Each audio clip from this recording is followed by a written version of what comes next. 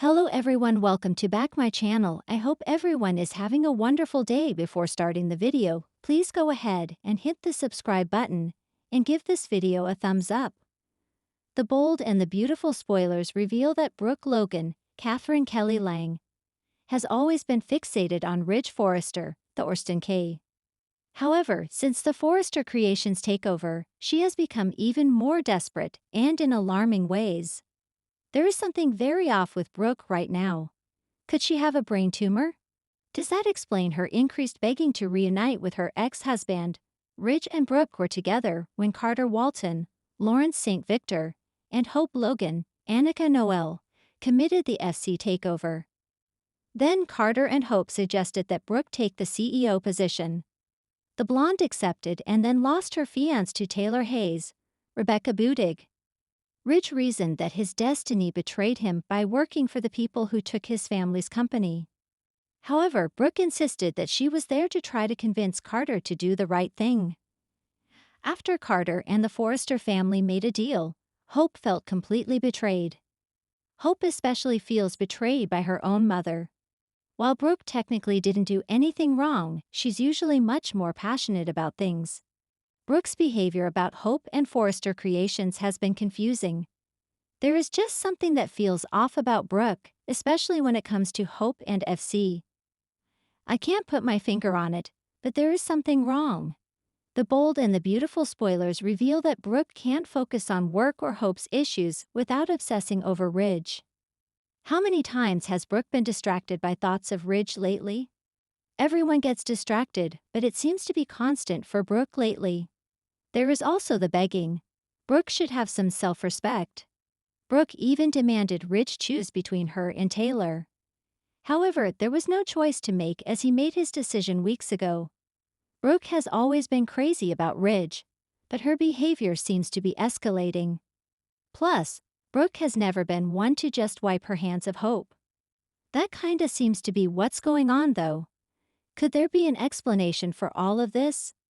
Is it possible that all the begging, stripping down in the office, and distractions are a symptom of something much bigger? Taylor had broken heart syndrome, which guilted Ridge into spending more time with his ex-wife. Now they are back together. So could Brooke be given her own medical drama, maybe a brain tumor? Who will Ridge choose then? Part 1, a different kind of pain. Los Angeles sunlight streamed through Brooke Logan's bedroom window, bathing her in golden warmth. But the brightness of the morning didn't match the cloud looming over her mind. She sat up slowly in bed, her hand instinctively going to her temple as the dull throb returned. Another headache. Another moment of confusion. She reached for her glass of water and the bottle of aspirin that had taken permanent residence on her nightstand. It had been weeks now. At first, it was just forgetting small things, her phone, a name here or there, misplacing keys. But then the headaches grew stronger, more frequent, accompanied by dizzy spells and mood swings that even she couldn't explain. She had lashed out at Hope 2 days ago for no reason at all, and last week she'd accused Taylor of trying to poison her latte. Most worryingly, her obsession with Ridge was reaching a fever pitch again. She had woken up in the middle of the night and called Ridge 7 times, only to hang up each time before he could answer. During a board meeting at Forrester Creations, she had interrupted a discussion about the men's line to wax poetic about the spiritual bond she and Ridge shared. It had left Eric, Steffi, and even Donna with concerned expressions. Something wasn't right, and deep down she knew it. But when she told Ridge she wanted to get back together, that he belonged with her, not Taylor, not anyone else, his eyes had darkened with sympathy instead of love. Brooke, he had said gently, I think you should talk to someone. You haven't been yourself lately. And that was the moment she realized this wasn't just about heartbreak. Part 2, a sister's worry. Donna Logan was pouring coffee in the Forrester Creations break room when Katie stormed in. I'm worried about Brooke, Katie said without preamble, her voice hushed and intense. I know, Donna replied. She's been off.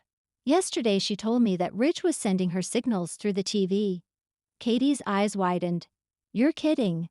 I wish I were. Katie sighed, running a hand through her hair. I made her an appointment with Dr. Hillman. Neurology, she doesn't know yet, it's just a consultation. But I think we need to rule some things out. Like what? Donna asked, though the answer lingered unspoken between them. A tumor. Something pressing against her brain. Something making her act like she wasn't Brooke anymore. Part 3. The diagnosis. 2 days later, Brooke sat in a sterile office, eyes locked on an MRI scan she didn't understand. Dr. Hillman leaned forward, his voice steady and professional. There's a mass, he said. It's small, but it's located near your frontal lobe. That part of the brain controls personality, emotions, impulse control. Brooke's heart pounded. A tumor? She whispered. Dr. Hillman nodded. We don't yet know if it's benign or malignant. But it could explain the changes in your mood, your behavior, even memory lapses. Brooke's world spun. And Ridge? She asked, her voice cracking. My feelings for him. I can't say if your feelings are real or intensified by the tumor, Dr. Hillman said gently.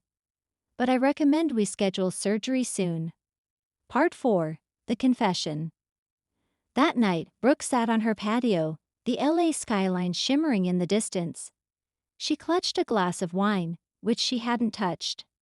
She knew she had to tell Ridge, not just because he deserved to know, but because if something happened to her, he would be the one to keep her family together.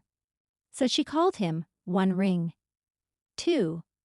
Logan, he answered, sounding surprised and worried. I need to see you, she said. Please.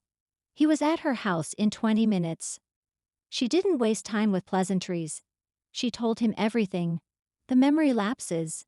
The mood swings. The hallucinations. The diagnosis. And for once, Ridge Forrester was speechless. I thought I was just losing my mind, Brooke said, her voice trembling. I thought I was pathetic, pining after you again. But maybe it wasn't just me. Maybe my brain was betraying me. Ridge's eyes softened with something like regret. You're not pathetic, Brooke. You're brave. He took her hand. I'll be with you through this. Every step. Part 5. The Reactions. Word spread fast, especially at Forrester. Hope wept in Lamb's arms when she heard. I knew something was wrong, but I thought she was just having another moment with Ridge. Steffi, despite her rivalry with Brooke, was shaken. She looked at Taylor with concern. Mom, what if the things she said about you weren't really her? Taylor nodded, her voice sad. That's very possible. Frontal lobe tumors can affect behavior dramatically. It's not who she is, it's what the tumor's doing. Eric ordered a bouquet of lilies and sent her a heartfelt letter. But the most unexpected reaction came from Thomas. He showed up at Brooke's door, awkward but sincere. I know we've had our issues, he said. But I wanted to say, I hope you get through this. And I'm sorry for any stress I added. Brooke hugged him. Part 6. The Surgery. At Cedars-Sinai, the morning of the surgery dawned quiet and still. Brooke lay on the gurney in a hospital gown, surrounded by her loved ones, Hope, Donna, Katie, and Ridge. I love you all, she said softly as the anesthesiologist approached. If anything happens. Nothing will happen, Ridge interrupted. You're coming back to us, Brooke. He kissed her forehead. And then she was wheeled away. The hours ticked by painfully. Hope paced the waiting room. Donna cried softly into Eric's shoulder, and Ridge stood staring at the clock like he could will time to bend to his will. Finally, Dr. Hillman emerged. She's stable, he announced. The surgery was a success. The room erupted in tears and hugs. Part 7. The Recovery. Recovery was slow, but it came. Brooke's headaches disappeared. Her memory improved. And most telling of all, her obsession with Ridge began to fade into something quieter, more bittersweet. She saw everything more clearly now. During a walk in the hospital garden, she turned to Ridge and smiled sadly. You know, she said, I think the tumor made me fixate on you. Made me desperate to win you back. But now I think, I'm finally ready to let you go. Ridge looked stunned. You don't want me anymore? He asked. I'll always love you, she said. But I can love you from afar. I need to find myself again, who Brooke Logan is without Ridge Forrester. He smiled, proud and aching. That's the bravest thing I've ever heard you say. Part 8. The next chapter. Weeks passed. Brooke returned to Forrester Creations with a new sense of purpose. She pitched a lingerie line not about seduction, but about power. Empowerment Intimates, she called it. A collection for women reclaiming their identity, their strength, their voice. Hope cheered. Katie and Donna cried. Even Steffi admitted it was brilliant. Taylor and Brooke shared an unexpected coffee one afternoon. You know, Taylor said, I always thought we were fighting over a man. But maybe we were just trying to validate ourselves through him. Brooke chuckled. I think you're right. They clinked cups in an uneasy, but genuine truce. Part 9. A New Suitor? At Il Giardino one evening, Brooke ran into a handsome stranger, Dr. Alex Renner, a neurosurgeon from New York. He'd assisted with her post-op evaluations. You look well, he said warmly. I feel well, she replied. Would you maybe like to go out sometime? He asked. Brooke hesitated, and then smiled. I think I would. Part 10. Full Circle. As the sun set over Malibu, Brooke stood on her balcony, wrapped in a shawl, watching the waves crash against the shore. She wasn't Ridge's wife. She wasn't caught in a triangle. She wasn't fighting Taylor, chasing after love, or drowning in her past.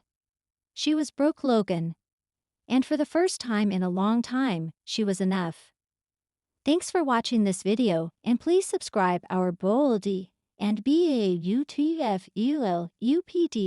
YouTube channel for more update news.